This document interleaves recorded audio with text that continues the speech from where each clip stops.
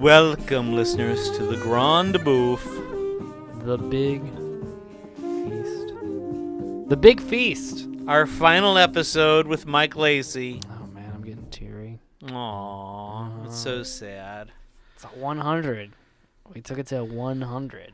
Yeah. It's more than some film critics make it on their own film discussion podcasts. Not naming any names, but I did it. I did it because this has been a joy. Because I've seen such amazing films with you. I appreciate sharing your mind, sharing your love of unique and interesting, beautiful, fucked up, compelling,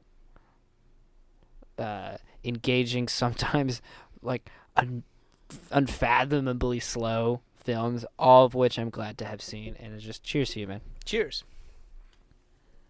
To the Grande Bouffe. To the Grande Bouffe. Mike has brought us a very fancy beer. It's written, all the script on it is handwritten, and it says foreign Objects. Foreign objects. And there's a little parachuting rock or something on it. This is a Foreign Objects New American Hoppy Ale. You can't trust the God you trusted, so trust our waves of flavor instead. That's some intense copy. Very intense. Mosaic and secular. Azaka.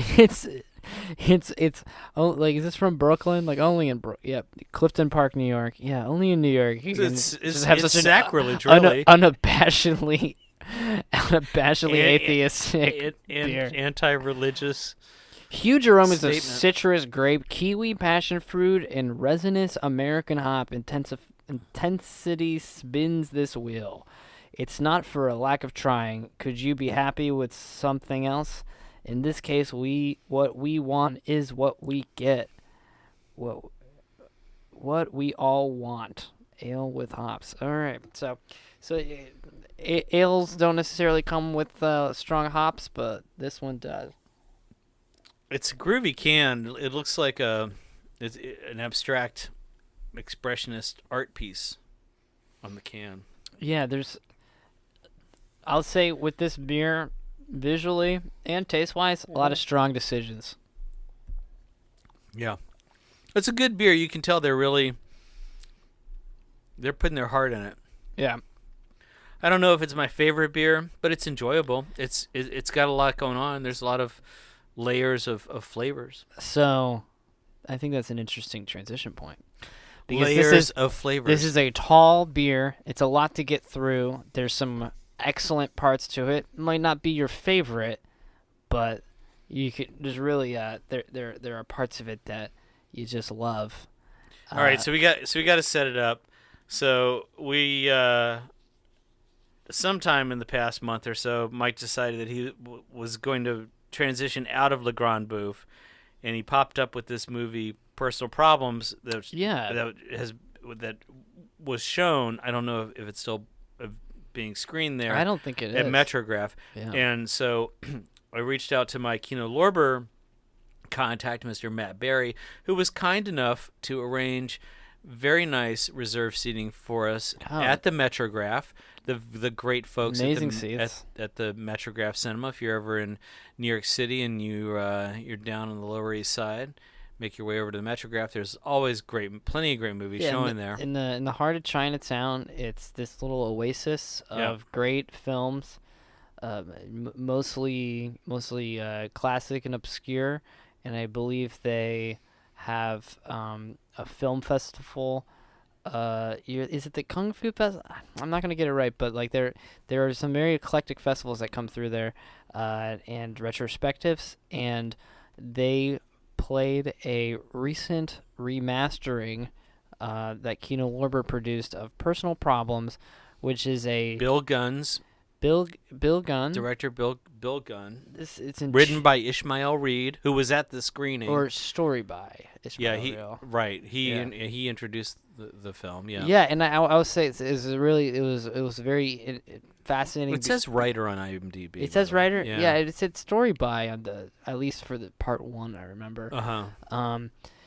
I would say maybe 30% of the people in attendance at this well-attended viewing it was a full house. Were involved in the film. It seemed to be a lot of people had. It's from 1980. They were either in it, they were fans of, in a way that, there's a little talk beforehand, and they would name out someone who, by accounts, so we always say we're deeping into obscurity. We're deeping. We're deeping. Wow, I mean, it's my 3rd episode. I know. I like that. We're deeping. We're deeping into. You're I'm getting more interesting. Yeah. New language, man. We're deeping into. We're deeping. I guess I want to deepen. I was gonna say dipping, but we're deeping. I think we've been deeping since we started recording this show, but we've been deeping into obscurity. And so when I say that there were people involved in this that were rather obscure names, it's kind of just all on that side of the spectrum. But you just had cheers and applause of people being so excited that those people were there and they were sharing this moment, because this it seems like this very wonderful family, all black cast and crew with just like 1 or 2 white people in the entire movie, or both parts of it. They made this film back in 1980, and I think the second part came out in 1981. And it is a very small, very personal, that's the title, Personal Problems, story that centers around a woman who works at a hospital, who is in a difficult marriage with too much family coming in and out of the home, and she's been having an affair with a lounge singer. And it seems like her husband may also have been having an affair. And as events transpire, they work on it.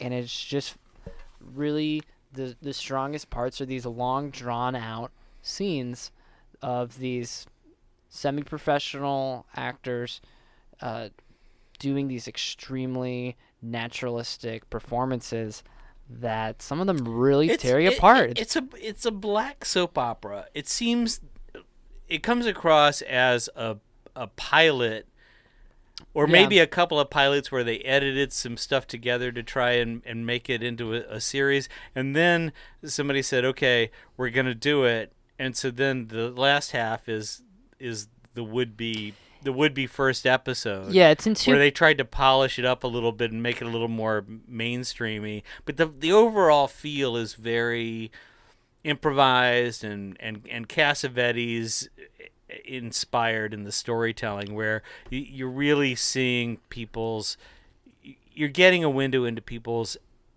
actual lives. It's for all of the dramatization that the stuff is, it's trying to be as organic as possible for the sets time.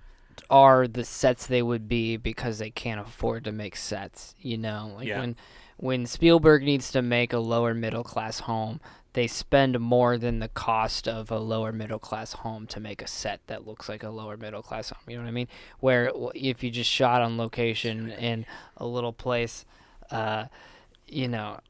in Ohio, you'd get that feel. And this is a story about these people who live in these real places. In New York. In New York, it's in New York, but it's a woman who's migrated there from North Carolina, I'm pretty sure, not South, and she has part of the tension that shows up is with her and two of her friends. She's a nurse, and one of her friends wants to move back down there, and so you can tell that she's been kind of drawn in her life to the lights of the big city, but her marriage is not what she'd want it to be. She's having this affair, and her friend is almost trying to get her to go back. The movie opens with the filmmaker asking her questions.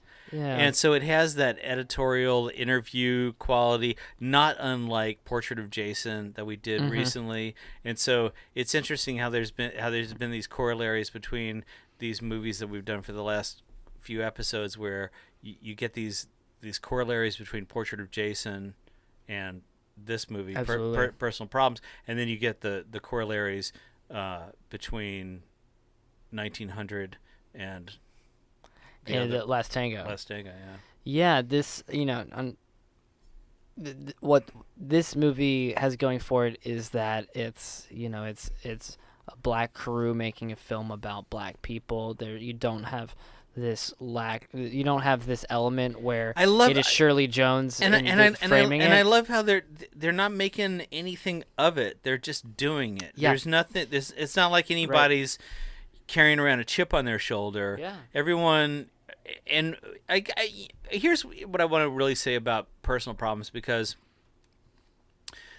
you've got this woman who works these crazy shifts as a nurse, which did pull in like an 18-19 hour shifts or whatever. And he's got the standard sort of switch schedule where it's days and nights and stuff like that. Yeah, and she's a force of nature. She's like, she is the real deal. This is, if you just chopped off your finger and you go to emergency, you want this lady to be the nurse that's gonna sew your finger back on her, whatever, make sure that happens.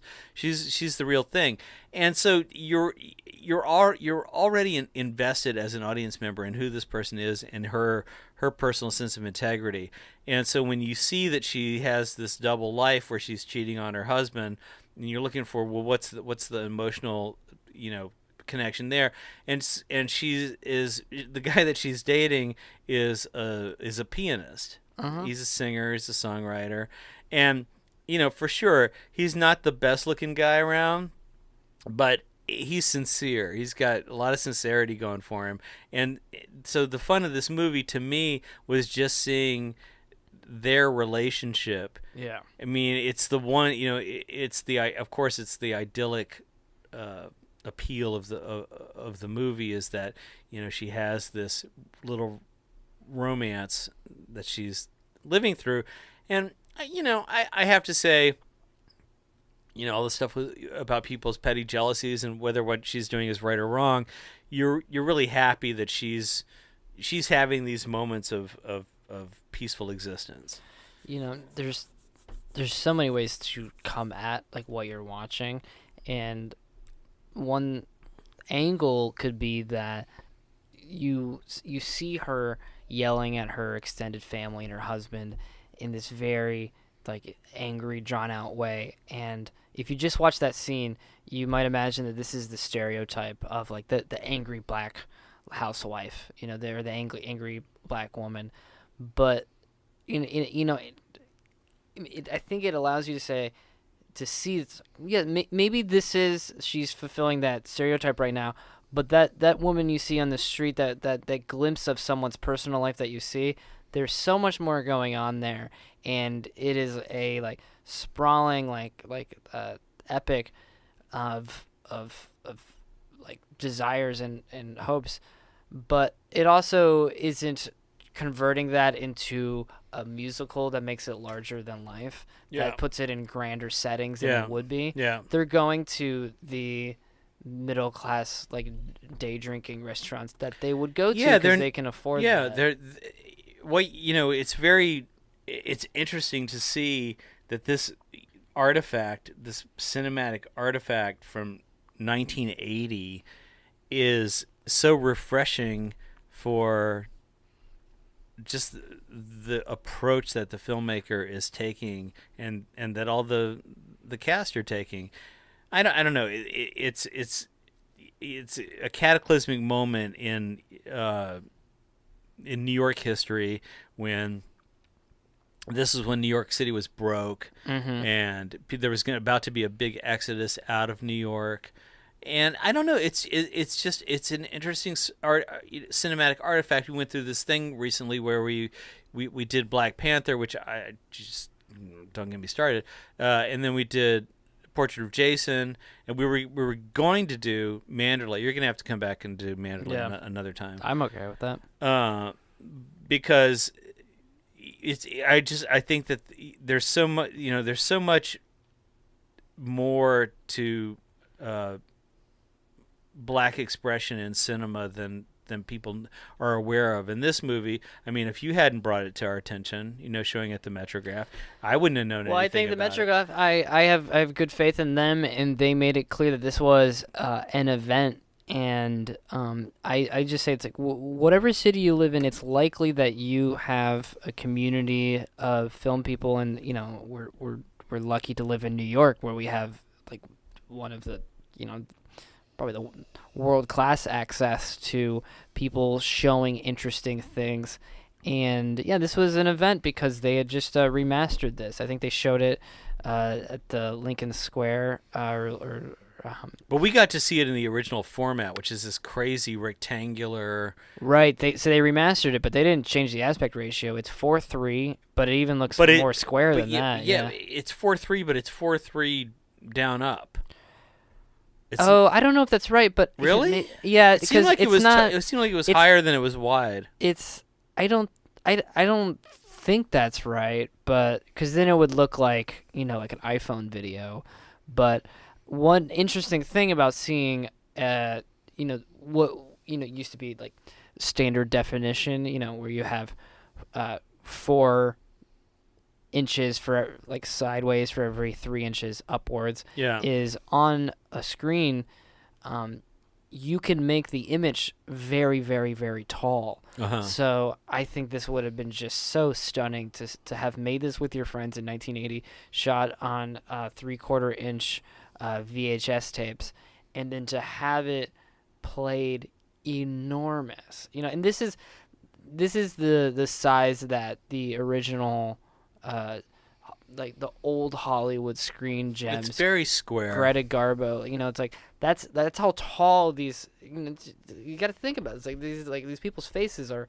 They're huge. And for whatever reason, the Metrograph is set up for that. It's perfect. Yeah. For that ratio. I mean, if they're ever doing a silent film retrospective, let's make sure we go, because it's going to look glorious. Yeah, it's a really high ceiling, and the seats are really comfortable. I like that cinema a lot. I like it better than the quad. The seats are. Yeah. The seats are more comfortable. But the seats are made from wood. Barrels taken from the Domino Sugar factory that was recently shut down. Where there was they repurposed the barrels. Right, there was a very powerful exhibit at the Domino Sugar factory where a woman made a sphinx out of sugar, I believe. But In any case, this is a very obscure, probably hard to see, and let's not beat around the bush. It's long as fuck. Well, yeah. It's like it was like 3 hours. We got there. It started at 6:30. It ended at like 9:30. Yeah. And one could cut it down to about 80 minutes of really great stuff. Well, it's not a movie, is what I realized Not a about it after movie. coming away from it. It's not 2 episodes of a TV show. No, it's being presented as a movie. I think that it would behoove the filmmakers to go. I'm glad that they have this version, but I think that it would behoove them to go back through and re-edit what they have as a movie. I don't know if you've ever heard of this movie called Chief Zabu. No. This guy Neil Cohen, who directed this movie, also from the 80s, called Chief Zabu, which I knew nothing of, this movie never got released. Finally, they were able to release it in 2015, but they've been trying to release it all this time, and so what I'm getting at is that before they released it, they went back through the movie and re-edited it to modern day standards, and I think that this would work. Yeah. This could work as a movie if you took it and said, we're going to shoot for anywhere between 90 and 100 minutes, and we're going to make it a movie. Well, let's keep in mind, it's like there's a good 20 minutes of part 2, which is recapping of part 1. It's all recapping, yeah. It's ridiculous. And the scenes that they recap them are barely edited themselves. It's a little frustrating. It's loose. I am a bit confused as to what exactly. Yeah, what is it? And.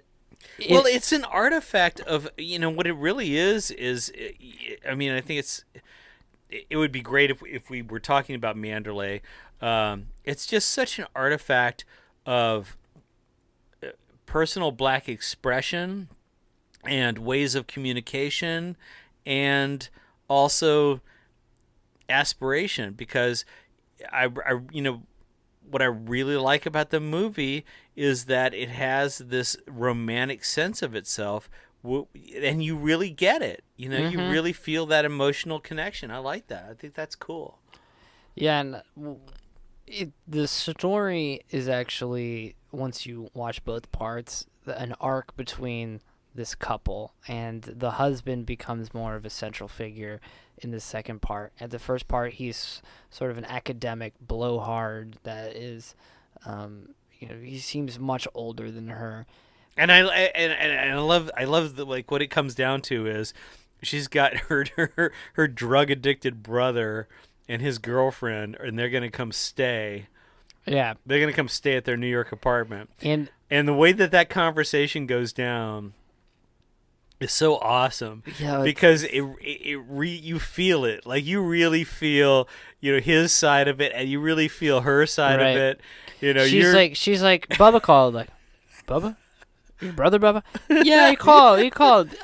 He said he'll be up here within 2 days. Like, why is he coming up here? Like, here? He's coming here? To New York? Like, yeah, no, he's coming here. Like, you didn't tell me. Like, I'm telling you now. Exactly. Like, what's he doing here? Like exactly. He's staying for a while. I was like, I didn't know anything about this. Like, that's why I'm telling you. Like, which I have to say, like, from my point of view, living in a New York apartment, like, we all, like, there's New York codes. You just watch any episode of Seinfeld if you want to know about, like, codes of New York. Yeah. There's many codes of New York. You never give, like, some girl you're dating, you never give her a key to your apartment. All these things, and so this thing is, it's crossing. Well, crossing all that stuff. She knows the rules too, because but it's a 3-night rule. I don't. You don't stay more than 3 nights. Yeah, yeah. No, if you're family, yeah, you can go like 5 or 6. We can work with that. Maybe. Yeah. If it's like your mom, you can go 5 or 6, no problem. But standard issue is like 3-night limit. Yeah, totally. And 1 or 2 is preferable. Yeah, but the thing is that this movie's extremely well written. It's written better than like almost any shit you'll see today, and it's because she knows that she hasn't told him, not because she doesn't know that that would be polite, but because he would have said no, so she's doing the natural thing, which is like he's on his way. Oh, I didn't tell you my brother's coming. My brother's coming. Vertame Grosvenor, by the way, is the actress's name, I believe. I'm looking at IMDb, and it's so poorly. Yeah. It's so poorly laid out about who the cast members are. Yeah. There's some really great character work. The father's really great in it. The brother who and the boyfriend. Don't forget the piano playing boyfriend. Love that guy. Her best friends. They're. And I love the chat with the girlfriends when they're trying to figure out, because they know that she's got a new man. And they're trying to dig in and get some info. And they're so natural, and they're so funny, and they're so hilarious. And they're so funny. And there is something that a really great actor can do, which is convey that, like, I'm doing this type of person, and even if you aren't from this community and you don't know this character, you know this is a real thing. You know that like I'm the woman who makes these kind of jokes and like laughs this way at my jokes, and you're like, I feel like an outsider. I'm obviously an outsider to the 1980 New York black community. Yeah, but I feel included. It's that supporting actress, man. Yeah. Like the way she lays it out, the way she rolls her eyes, the way, like, everything about how she lays out a conversation. And that's the cool Cassavetes-esque element about this. I mean, this is black independent filmmaking in 1980. Very independent. Yeah. And so what did he say? We were there. He said that both these movies cost about the cost of a red carpet gown, which I think it's a very pointed metaphor. That there are a lot of worse written things that have giant red carpet galas for them, like every week, and they cost 100 times, 1,000 times what this did. Right, and also there's like the Spike Lee, he's teaching his master class and stuff, and Spike Lee thinks he's the only indie black filmmaker. I know multiple people that have been in that master's class, actually. That have taught it? No, that have been in Spike Lee's class. Oh, the master class? No. Yeah, it's the website that did it. Like, oh no, but he teaches at NYU, I believe, and I know people who study under him. And I see. So anyway, yeah. So Spike Lee, he's patting himself on the back all the time about indie, how he's this indie guy, blah blah blah. But he's not the only one. There are other Spike Lee there are other said black that filmmakers in 1980. This director is the most under-recognized director maybe ever. I think it's something like the quote. It's very strong. He's really good. He's really a supporter of Gunn. Yeah. Which makes me just want to see everything that he's seen. That he's made. Okay, I mean, we have been people who indulge in long things, in consuming them until we explode. If this gets on YouTube, there are some amazing clips. To your average viewer, I hope there's a condensed version, because there's a lot in this that isn't. Oh, I don't want this movie to be on YouTube. I think. Yeah, I have to say we saw it in a really ideal way, because it was presented as for in all of its glory. I think that the filmmakers should go back and take the 3-hour thing and cut it down to 100 minutes. And make it into a real and send it around the country story. To a retrospective, and people pay $15 to see it, and with some other things. Absolutely, this should be playing in film festivals as like a. I mean, the question that we have, is who's going to do that? Is it going to be Bill Gunn himself? Is going to cut it? And I guess it should be the director who would try and shape. I think he might have passed. Okay. Yeah. Well, so then you got to figure out who's gonna take that responsibility. That's a big responsibility. All right, so here we go. So we had your legendary moment. Yeah, the last episode. You made out with 16 girls. I made out with 16 girls on one night. Which is a lot. On a boat on the Seine. That's pretty good. That's pretty good. Pretty good. So you were holding out on me. You already had like super like French experiences before you were in Cannes in 2016. It just took Last Tango to remind me of it. Yeah. Right. Yeah. Before, I mean, Here's the question: Yeah. is like, are we ever going to end up in Cannes again at the same time? If we are, I think we're gonna pay for it. Well, I'm not paying. I mean, what do you mean paying? What is this paying shit? I always pay, and yet, I could try and get somebody else to pay. What are you talking about? I mean, that's what I want. I'll be your producer, man. Like, let's set it up, and let's bring the Bouffe there or some version of it. Like, we gotta. I had this problem at work, and for our dedicated listeners who are wondering what's wrong with me, it's really just my work is ramping up, and I can't pledge to see these movies on time and to edit it on time in the way that you deserve. But what I was going to say about work is I keep accidentally using the word leverage instead of the word use. Like, I'm becoming this corporate robot. Like, I was going to say we could leverage the podcast to get us a free trip to Cannes. And I kind of support that use of leverage. But it feels, there's a little manipulation in there. We got to leverage this. All right, so you got to go like work your side of the tracks for a while. Yeah. That's how it is. I've been a film critic for 22 years. I'm gonna keep doing it because Bouffe it up. That's and that's where we're at now. Is like what is the next level for Le Grand Bouffe? Where is it gonna go? I don't know. It's a mystery. It is a big old mystery, but it's going to happen. The Le Grand Bouffe is going to continue. Yeah, I think it's in great hands, and I hope you let me come back whenever. Well, now you're already obligated to come back and do Manderley. Okay. So I'm let me know when you're available to come talk about Manderley. Totally. Because Manderley is a serious. I mean, my story with Manderley, it all comes back to Cannes. I saw Dogville. Mm-hmm. Whatever year. Yeah, that was the first of the trilogy. He hasn't finished the trilogy yet about racism in America. Dogville was the first. Well, we cured it. Man.